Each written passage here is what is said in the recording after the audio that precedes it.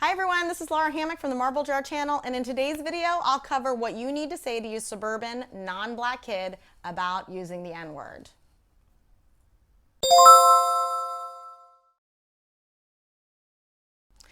So I really feel like no parent is ever going to watch this video, mainly because nice, respectful, aware parents don't think their kids would ever use the N-word.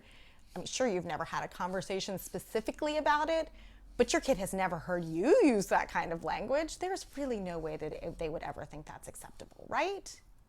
So here's the reality, and I know this because I've witnessed multiple incidents just within the last year of kids using the N-word in the rap sense. So this is in my upscale, majority white, suburban town of pretty privileged kids, and the perpetrators ran the gamut from lily white 13-year-old girls to high school boys, some of whom may have been people of color, but definitely not black.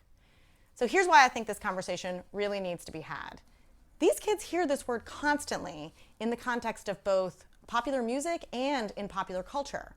They are not trying to be offensive. They may in fact think that they are celebrating black culture by using it.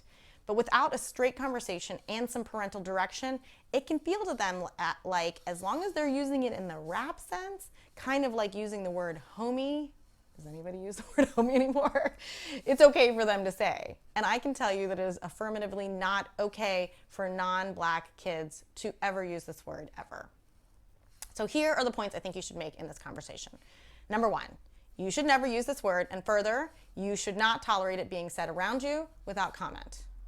Number two, this word has a terrible history that is bound up with our country's shameful slave-owning past. Number three, sometimes oppressed groups will take words that have been used against them and reappropriate them for their own use to take the power out of those words. And that's what has been done by this word, by the black community.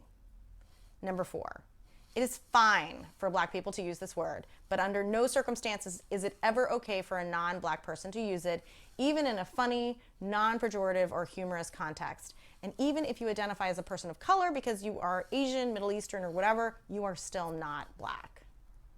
Number five, let me put this myth to bed right now. Using this word with an A at the end does not make it any better. Find another word. Number six, now stop talking and let Ice Cube make your point.